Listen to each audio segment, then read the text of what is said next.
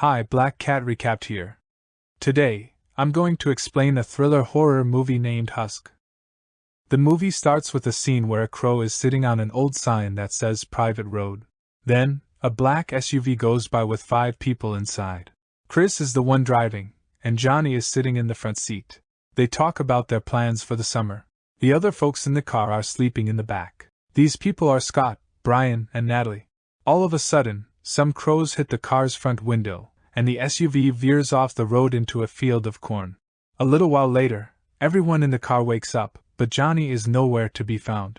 While they search for Johnny, Scott attempts to find a signal on his phone, but it doesn't work. Brian sees an opening in the cornfield and thinks Johnny might have gone that direction. Meanwhile, Brian suggests that he could go back to the gas station.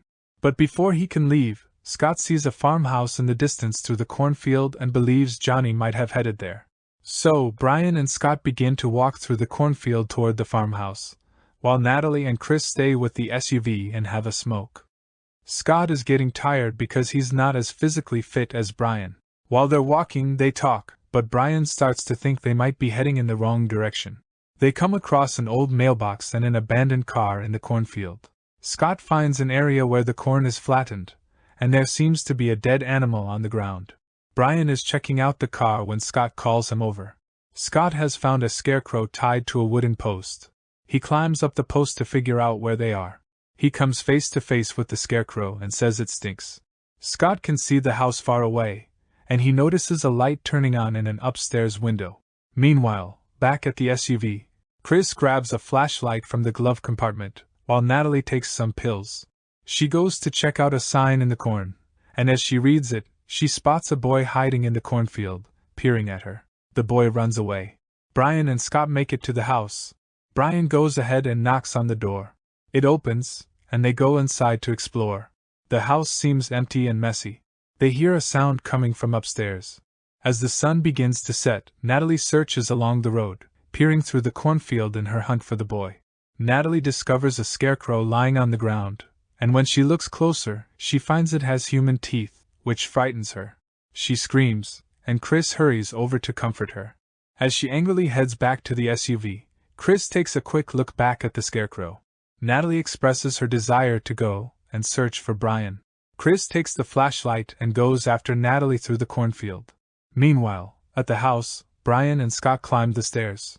Brian opens a door, and they enter a room where the walls are covered in blood stains. In the corner of the room, they see someone using a sewing machine. They realize it's Johnny. He's in a strange state, covered in blood and appearing like a zombie. Johnny has nails through his fingers, and he's sewing a scarecrow mask from burlap fabric. Johnny stops sewing and holds up the mask, but then he collapses onto the sewing machine, and the light bulb goes out. Meanwhile, Natalie reaches the mailbox and the car. She hears something in the cornfield and starts to feel frightened. Something rushes past her multiple times, causing her harm with each pass. Chris and Brian both hear her scream and rush to her aid. Chris gets there first and sees her, but she's pulled away. He goes after her but accidentally collides with Brian. By this time, the sun has almost set, and Scott remains outside the house. As night falls, Brian and Chris discover Natalie hanging upside down from a wooden cross, covered in blood. Brian rushes to her and tries to hold her, but a rope around her feet pulls her higher up. Brian goes to investigate who might be pulling the rope but can't locate anyone. Meanwhile, Chris hears voices, and Natalie's eyes begin to glow. He runs away through the corn as Brian cuts the ropes holding Natalie. Chris makes it back to the house through the corn and meets up with Scott. Chris warns that someone is pursuing them, and they must escape. Brian picks up Natalie and dashes through the cornfield, being chased. When he stops, a scarecrow seizes the rope still attached to Natalie and pulls her away. Brian pursues the scarecrow holding Natalie and knocks it down. The scarecrow remains still. Another scarecrow pushes Brian onto his back, and it hovers over him, staring into his face for a few moments before fleeing with Natalie. Brian hurts his shoulder in the struggle. He rushes back to the house and reunites with Scott outside. A scarecrow tries to grab them, but it doesn't leave the cornfield. As Chris searches the house, Scott heads back upstairs to the sewing room and realizes that Johnny is no longer there. Chris mentions that they are encircled by the cornfield. Scott suggests going back to the SUV, but Chris believes they are trapped. Brian is upset with Chris for not staying to assist Natalie. Brian peers out of the window, grabs a flashlight, and along with Scott, they decide to leave. While they explore the clearing, Scott spots a scarecrow in the cornfield. Meanwhile, Chris continues to search the house, looking at old family photos on the wall. He attempts to use the telephone but finds it's not working. Outside, under a weather vane, Brian and Scott inspect some cars to see if any are functional. They check for keys, but the cars are filled with cobwebs, and their windows are broken. However, they come across a well-preserved Chevy under a cover, but they can't locate the keys. While searching the garage, Brian discovers some rifle shells in a box, and Scott notices a scarecrow lying on a workbench. He examines it closely, and it suddenly moves toward him. Brian helps him up but doesn't notice the attack. As Scott stands up, he appears to have a vision. In the daylight vision, Scott witnesses a farmer teaching his son, Alex, how to butcher a pig. Suddenly, the farmer glances in Scott's direction and approaches him. However, he simply walks past Scott and scolds his other son, Corey, instructing him to take over the task. Corey looks at Alex with envy in his eyes. Brian manages to snap Scott out of his trance. Chris discovers some car keys inside the house. As he turns, he notices a figure in the doorway observing him. The figure quickly flees, and Chris gives chase, holding a knife. He goes upstairs and locks himself in the sewing room. In the dim light, he uses his lighter to see, but suddenly the room's light turns on, startling him and causing him to drop his lighter. Looking out the window, Chris spots someone entering the house and calls out to Brian and Scott. The door to the sewing room opens, revealing a lifeless Natalie covered in blood, sitting at the sewing machine. The door abruptly slams shut behind her. Brian and Scott come back to the house. Scott calls for Chris, but the door won't open. Inside, Natalie is painfully hammering nails into her fingers. Scott explains that the door is locked from the inside. Brian attempts to force the door open, desperately calling out to Natalie as she begins sewing. Brian rushes downstairs, while Scott instructs Chris to climb out of the window onto the roof ledge. Chris lifts the window to make his escape. As Chris dangles from the window, Natalie stops sewing and gazes in his direction. The window slips from his grasp, crashing onto his fingers, and he falls to the ground, losing consciousness. Brian comes back with an axe and rushes upstairs to the sewing room, but Natalie has vanished. Brian shouts in frustration. Eventually, Chris wakes up, finding himself surrounded by Brian and Scott. Brian insists on knowing where Natalie is, and Chris reluctantly states that she is dead. Scott intervenes to calm the situation and proposes that they should leave. Chris has found the keys to the Chevy, but Brian refuses to go without Natalie and takes the keys from Chris. Scott goes outside and experiences another vision. He sees Corey in the cornfield, motioning for him to follow. Suddenly it becomes daylight, and Scott follows Corey towards a scarecrow. Alex is inspecting the scarecrow when Corey violently stabs him multiple times with a pitchfork. Scott snaps out of his vision, finding himself back in the nighttime cornfield with a rope around his legs. He is pulled up onto a wooden cross and calls out for Brian and Chris. As the scarecrow approaches, it caresses his face with its nail-covered fingers and then slashes Scott with those nails. The scarecrow falls to the ground as Brian arrives with an axe and chops the scarecrow down. They make their way back to the house. While Chris searches for some dressing, Scott describes his vision. Brian equips himself with a weapon, and Chris attempts to persuade Scott that they should escape.